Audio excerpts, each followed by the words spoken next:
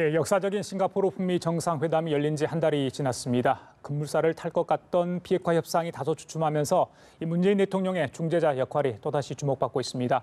한편 트럼프 대통령은 폼페이오 장관이 받아온 김정은 위원장의 친서를 전격 공개했는데 비핵화 표현은 없었습니다. 북미 대화의 동력을 되살리려 애쓰는 모습입니다. 이 시간 김열수 한국군사문제연구원 안보전략실장, 이인배 한반도 미래포럼 수석연구위원 두 분 모시고 자세한 이야기 나눠보도록 하겠습니다.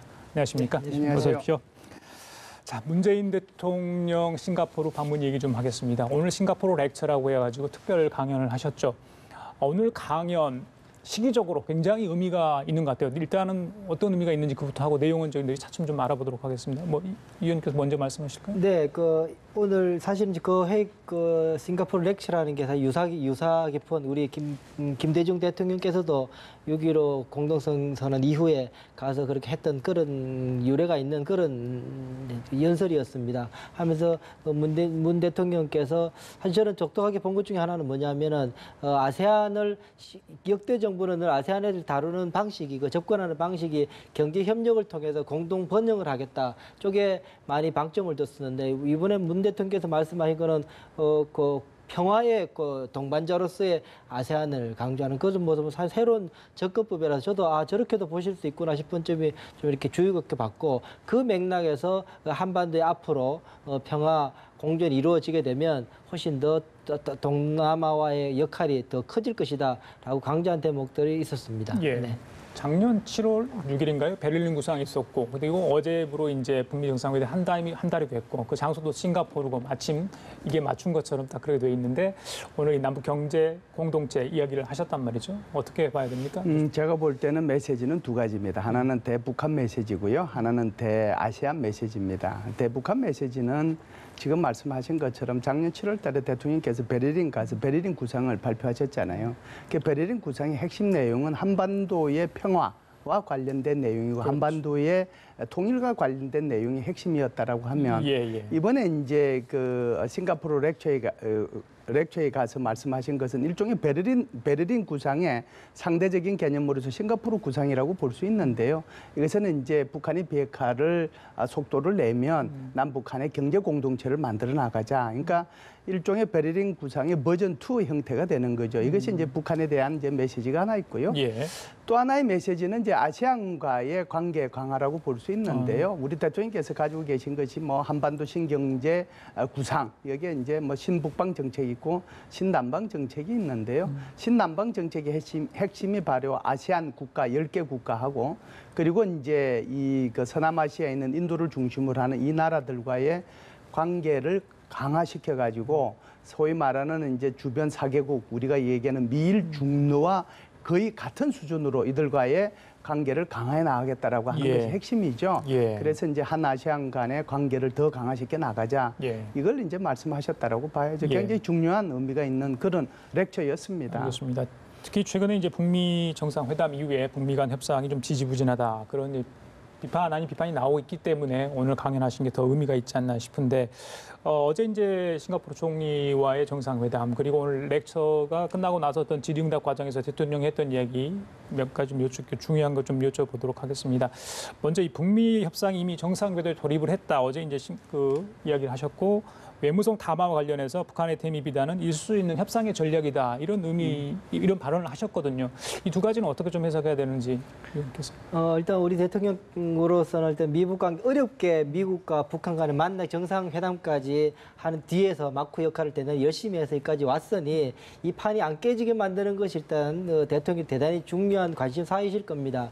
그런 차원에서 일단 서로 간의 감정적인 모습 보다는 서로 간에 어차피 협상이라는 그런 이익 대 이익을 서로 부딪히려 만들고 상대방에게 이익을 더 많이 끌어들인다는 것이 기본이니까 그런 쪽에서 이제 북한도 충분히 미국한테 더 많이 얻어내기 위한 협상 전략 차원에서 이렇게 강하게 세게 이야기하는 거니까 미국도 거기에 대해서 너무 감정적으로나 받지 말고 어차피 협상이란 그렇게 하는 거니까 좀 냉철하게 서로 긴 호흡으로 보면 좋겠다라고 보는 부분이 이제 이 대통령께서 해석하고 계시는 부분이 좀 아쉬움도 반영이 된 것 같아요. 물론이죠. 지금 대통령으로서는 이 가장 사실은 지금까지 쉽게 봤던 부분들이 유해 송환 문제나 이런 문제였는데 거기서부터 지금 전혀 안 풀리고 있기도 보면서 여러 가지로 대통령께서도 갑갑한 점이 있죠. 그것이 풀리게 되면은 그거 이어서 북한이 원하는 뭐 종전 선언 문제나 이것도 조금 더 속도감 있게 나갈 부분이 있을 텐데 그것조차도 안 되고 있는 것 때문에 좀 갑갑함도 있으시겠다라는 생각을 해보게 됩니다. 예, 실장님, 실장님께 문제 오늘 했던 발언 내용 좀 여쭤볼게요. 이 북미 정상이 약속을 안 지키면 국제사회의 엄중한 심판을 받을 수도 있다. 뭐 이런 뉘앙스의 얘기를 하셨거든요. 이 부분은 어떻게 좀 해야 됩니까? 기본적으로 이제 크게 보면 대통령께서는 어찌됐든 지난번에 6, 7일 폼페이오 국무부 장관이 3차 방북을 하고 나서 거기에 대한 이제 비판 여론이 있는 건 사실이잖아요. 그런데 대통령께서 이제 하시고 싶은 얘기는 그렇게 해서 뭐 잘못됐다고 계속 얘기하면은 일을 못 만들게 하는 거잖아요. 일이 뭔가 제대로 되게 하려고 하면 서로 뭐 잘 되고 있다, 좀 어려운 점이 있고 가시밭길도 원래 있는 거다. 그런 식으로 얘기할 수밖에 없는 거잖아요. 그러니까 우리 대통령께서도 그렇게 말씀을 하시는 거고 트럼프 대통령도 그렇게 지금 얘기를 하고 있는 거고 폼페이오 국무부 장관조차도 그렇게 얘기하고 있는 거죠. 그래서 북한으로 하여금 빨리 정상적으로 이 합의한 내용대로 빨리 돌아와서 이 비핵화의 길로 나갔으면 좋겠다라고 하는 것을 간접적으로 지금 압박을 가하고 있다. 이렇게 보시면 될 것 같습니다. 이것은 북한에 대한 압박뿐만은 아니죠. 좀 전에도 우리 임배 의원님께서 말씀을 하셨지만 미국도 해야 될 부분들이 있잖아요. 그러니까 미국과 북한이 전 세계를 대상으로 약속한 건데 이 약속이 제대로 지켜지고 좀 진전이 있기를 바란다. 이런 정도의 말씀이라고 보시면 될 것 같습니다. 그 중재자 역할하게 보면 이제 두 가지 방식이 있을 수 있겠죠. 이제 첫 번째 방식은 미국을 설득해서 그러니까 북한과 더 관계를 밀접하게 가져가서 그 힘을 가지고 미국을 설득해서 미국의 양보를 많이 하게끔 하는 방식이 하나 있을 것이고 아니면은 미국과 관계를 밀접하게 해서 북한의 태도를 변화시키는 방식으로 갈 수 있는 두 가지 방식이 있을 수 있을 것 같은데 이번의 방식은 기존까지는 우리 대통령께서 이 북한과의 관계를 더 밀접하게 그 속마음을 미국에 전해서 관계를 이렇게 매끄럽게 만들려가는 전략을 대단히 그쪽 축을 많이 강조하셨다면 이번에 싱가포르 발언에서 보면 앞서 말씀하신 것처럼 북한이 지금 이렇게 이 약속을 이행하게 되면 어려울 수 있다라고 이야기하시는 부분들을 보면 이번에는 이 미국과 한국 간의 관계를 그렇게해서 같은 축을 이렇게 힘을 모아서 북한이 지금 이 시점에서는 북한이 대단히 많은 액션을 취해야 될 상황이라고 대통령은 판단하고 계신 것 아닌가. 그래서 미국과의 공조 속에서 북한이 일단 쉬운 것부터라도 행동을 할 수 있게끔 하는 압박 전략을 조금 하려고 그러는 거 아닌가라는 생각을 좀 해보게 됩니다. 예. 트럼프 대통령은 북한의 비핵화 의지를 굳게 좀 믿고 있는 것 같아요. 믿고 싶어 하는 것 같습니다. 일단 여러 가지 발언요. 작은 선물 언제 뭘 어떻게 줄지는 모르겠습니다만 좀 기다려봐야 되는데 이 김정은 위원장 지난번에 폼페이오 국무장관을 통해서 친서를 전달하지 않았습니까? 이게 트럼프 대통령이 공개해버렸어요. 이제 지난번에 다녀온 지 일주일 만에 공개를 했는데 일단 상대국 정상의 친서를 이렇게 공개로 해도 되는 건지 그 부분도 좀 궁금한데 어떻습니까? 우선 몇 가지로 나눠서 이제 좀 말씀드릴 때 아주 간단하게 말씀을 드리면 우선 친서 공개하는 것은 예의는 아니죠. 또 공개한다고 하더라도 상대방 국가의 어떻게 동의를 받아야 되는 거거든요. 그럼에도 불구하고 트럼프 대통령이 이미 친서를 공개한 적이 있습니다. 이 공개는 자신의 친서를 공개한 거죠. 그게 이제 5월 25일 그때 부근 정도 돼서 나 뭐 이제 6.12 정상회담 안 하겠다라고 하는 것을 김정은한테 보내는 편지잖아요. 그런데 그것은 자신의 편지이기 때문에 공개할 수 있다고 하더라도 이번에는 상대방의 편지잖아요. 그런데 이걸 공개했다는 거죠. 두 번째는 이 편지의 내용을 보면 이제 유심히 보신 분들이 딱 이제 네 문단이거든요. 네 문단인데 첫 번째 문단은 6.12 정상회담은 굉장히 의미가 있었다. 당신의 의지에 대해서는 찬사를 보낸다. 앞으로도 당신에 대한 믿음과 신뢰는 있는 거고 네 번째 문단이 빨리 좀 만났으면 좋겠다. 그 내용이란 말이에요. 내용은 사실상 없어요. 아무리 쳐다봐도 없단 말이죠. 게다가 비핵화라는 말은 없잖아요. 그럼에도 불구하고 왜 트럼프 대통령이 이 편지를 공개할 수밖에 없었을까? 여전히 그 속에는 자신에 대한 믿음과 신뢰가 있는 거고 그다음 정상회담에 대한 김정은의 기대가 있으니까 이것은 지금 잘 돼가고 있다라고 하는 것을 얘기하는 거고 네 번째 말씀드리고 싶은 것은 지금 폼페이오 국무부 장관이 6, 7일 날 방북하고 나서 계속해서 지금 코너에 몰려오고 있잖아요. 뭐 얻은 게 하나도 없다. 그래서 지금 폼페이오를 살리기 위한 폼페오 구하기의 일환으로 예. 이 편지를 공개했다라고 보는데요. 그럼에도 불구하고 이 편지 공개가 갖는 의미는 김정은한테는 압박으로 작용될 가능성은 있지요. 그렇죠. 폼페이오 국무장관이 빈손으로 온 건 아니다. 친서를 들고 온 건 맞잖아요. 보면은 이 친서 내용에 보면은 이렇게 나와 있습니다. 그 마지막 문단쯤에 보면은 무슨 말 하고 있냐면은 그 트럼프 대통령에 대한 신뢰가 나는 가지고 있는데 예. 그것이 실천적 과정을 통해서 더 공고화되어야 되고 그렇게 되면은 우리가 만날 날이 더 가까워질 수 있을 거다. 이렇게 이야기를 하고 있어요. 그러니까는 제 해석은 김 실장님하고 조금 다른데요. 예, 예. 김정은 위원장이 보고 싶다가 아니라 트럼프 대통령으로 하여금 나를 만나려면은 실전적 조치를 좀 해야지 나를 빨리 만날 수 있을 거다라는 내용을 저는 이렇게 읽혔었거든요. 예. 그 이야기는 무슨 말이냐면은 앞서 그 다음 날짜로 보면 이제 7월 8일이지만 외무성 담화에서 이야기했던 것처럼 종전 선언하기를 기다리는데 CVID나 그 강도 같은 이야기만 했다라고 이제 강력하게 비난했지 않습니까? 그 문제에 대해서 실천적 조치라는 게 바로 그 문제에 있을 텐데 예. 그걸 더 압박하기 위한 친서였지 않겠느냐라는 생각을 좀 해보게 됩니다. 예. 트럼프 대통령이 폼페이오 장관에게 북한 여행의 진정한 전문가가 됐다. 이게 농담인데 뼈가 있어요. 또 보낼지 모르겠습니다만은 그런데 이 폼페이오 국무장관의 발언 중에 가장 주목되는 게 비핵화 시간표인데 수십 년에 걸친 도전. 그러니까 무슨 몇 년 이렇게 나오면 저희들이 이게 어떻게 얼마만큼 하겠다는 거지? 저희도 관심 가질 수밖에 없잖아요. 이거 어떻게 좀 해석을 합니까? 이게 폼페오 국무부 장관이 이번에 세 번째 방북을 통해서 이 북한 핵 문제라는 것이 정말 어려운 거구나. 저는 아주 절감했다고 생각해요. 예. 그래서 우리가 보면 사실상 국무부 장관을 틸러선에서 폼페오 국무부 장관으로 바꿨잖아요. 그래서 폼페오 국무부 장관이 CIA 국장을 할 때 그 CIA 국장이 우리 국정원 또 북한의 김영철이 이렇게 물밑 접촉을 했기 때문에 그래서 이 사람을 국무부 장관으로 발탁을 해서 이 사람으로 하여금 북한의 비핵화 문제에 책임을 지도록 했는데 사실은 폼페오 국무부 장관이 이 북한 핵 문제에 대해서 아주 정통성을 갖고 있는 사람은 아니에요. 오히려 가장 지금 관료들 중에서 가장 정통성을 갖고 있는 사람은 볼턴이라고 볼 수 있습니다. 볼턴 같은 사람은 2000년부터 2004년 동안에 핵군축하고 국제안보의 차관으로 있었던 사람이고 그래서 오히려 이 사람이 우리 성김 대사보다도 훨씬 더 북한 핵 문제에 대해서 정통성을 갖고 있거든요. 그런데 이 폼페오 국무부 장관은 공부만 많이 했고 아주 군인 같고 또 법률가고 그렇기 때문에 미국인이 가지고 있는 보통 생각들 그러니까 내가 선의로 대하면 상대방도 나를 선의로 대할 것이다는 아주 순진한 생각을 갖고 계신 거예요. 그런데 이분이 이제 첫 번 만나고 두 번째 만나고 그렇게 해서 6.12 정상회담까지는 잘 만들어 놨는데 이제는 이제 본격적으로 들어가서 이제는 비핵화해야 될 대상에 대한 리스트 제출해라, 신고해라, 검증하겠다 이렇게 얘기를 하니까 북한에서 이게 무슨 날벼락 같은 소리냐 이렇게 나오거든요.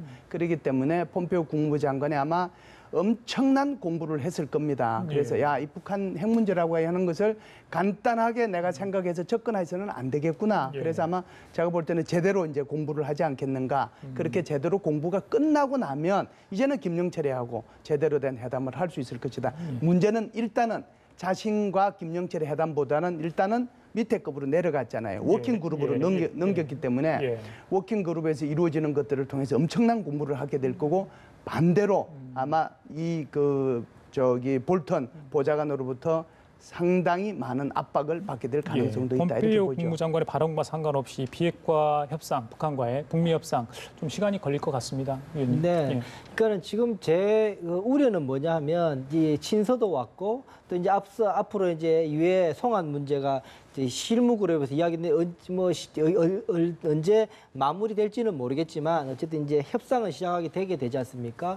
이렇게 되게 되면 그러니까 우리가 일만의 기대 중에 하나가 뭐냐면은 미국이란 강대국이 북한을 상대하고 있기 때문에 북한이 거짓으로 행동할 경우에 충분히 그것을 만회하고 수습할 능력이 있을 것이다라고 믿기 때문에 아직도 비핵화에 희망을 걸고 있는 부분이 있지 않습니까?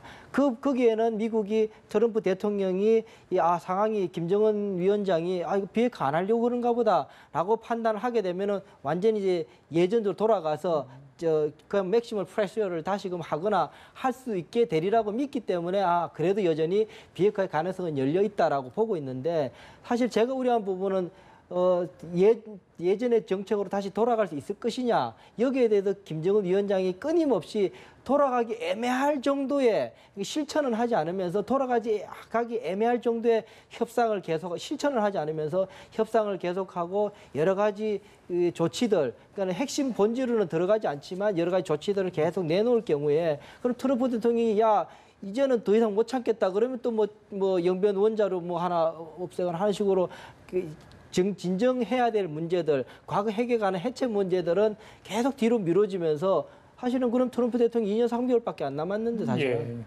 시간은 사실은 김정은 편이지 트럼프 대통령 편은 아니거든요. 제가 우려한 바는 그렇게 지지부진 끌려갈까 봐 제일 우려한 부분이 있습니다.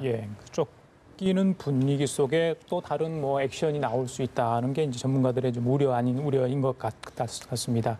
그리고 이제 북미 정상회담에 있을 때 4개 마지막 한해 이 미군 유해 송환 문제 그렇죠. 이 부분이 가장 쉽게 풀릴 것 같은 느낌이었는데 글쎄요 거기에 뭐 감식하는 분도 북한에 들어가서 활동을 하고 있었다 이런 이야기까지 저희들이 보도한 기억이 있습니다. 그런데 어제 이제 양측이 만나서 협상을 할 줄 알았는데 북측에서 나오지 않았어요. 준비가 좀 부족했다는 걸 스스로 시인을 했습니다. 이 준비라는 게 과연 뭔지 모르겠습니다만 그래서 역제안을 했죠. 15일 날 장성급 회담을 개최하자 이렇게 했습니다. 이건 어떻게 해석을 좀 할 수 있을까요? 이것도 지금 트럼프 대통령도 북한을 쉽게 지금 보고 있었다라고 하는 거예요. 그런데 이제 그 중에 하나가 바로 유해 송환 문제도 트럼프 대통령이 자기 스스로 얘기하고 있었지 않습니까? 유해가 지금 곧 실려서 온다라고 얘기까지 했잖아요. 맞습니다. 그게 얼마만큼 이 북한에 대해서 모르고 있느냐 하는 거거든요. 그런데 지금 말씀하신 것처럼 어제 이렇게 판문점에서 회담하자라고 해서 미국 쪽 관계자 4명이 갔는데 바람 맞고 돌아왔지 않습니까? 그리고 나서 지금 빨리 그 판문점에 있는 유엔사하고 북한 사이에 있는 그 통신선 개설해가지고 다시 이거 하자라고 얘기해서 지금 말씀하신 것처럼 15일 날 이제 하도록 돼 있는데 이게 지금 북한이 이제 취하고 있는 전략이거든요. 제가 볼 때는 15일 날 장성급 회담을 하면 이걸 통해 가지고 사실상 유해 송환 회담을 하게 될 텐데 이게 며칠 걸릴 것 같습니까? 하루 이틀 만에 끝날 것 같습니까? 제가 볼 때는요. 절대로 하루 이틀 만에 안 갑니다. 유해 송환 문제가 오히려 전면으로 부상이 되고 북한 비핵화는 빠져버리는 거죠. 지금 북한이 노리고 있는 것은 이거라고 봐야 되는 거거든요. 그래서 이 부분에 대해서 우리가 관심을 가지고 여기에 대해서 예의주시할 필요가 있고요. 세 번째는 왜 북한이 장성급 회담을 굳이 이렇게 얘기를 하느냐. 자기 스스로가 장성급 회담 필요 없다고 다 얘기했고 그다음에 정전협정 무실화 전략 통해 가지고 이제는 우리 정전협정 안 지키겠다고 얘기했고 통신선까지 끊었던 사람이 그 장본인이 북한인데 왜 이걸 다시 장성급 회담하자. 이것은 제가 볼 때는요. 단순히 유해 송환의 문제만 있는 것이 아니라 이 장성급 회담을 통해서 정전 체제를 평화 체제로 바꾸는 모든 것을 이 틀 속에서 논의했으면 좋겠다라고 하는 북한의 바람이 이 속에 들어가 있는 것이죠. 알겠습니다. 자, 지금까지 김열수 한국군사문제연구원 안보전략실장 이인배 한반도 미래포럼 수석연구위원과 함께했습니다. 말씀 감사합니다. 네, 고맙습니다.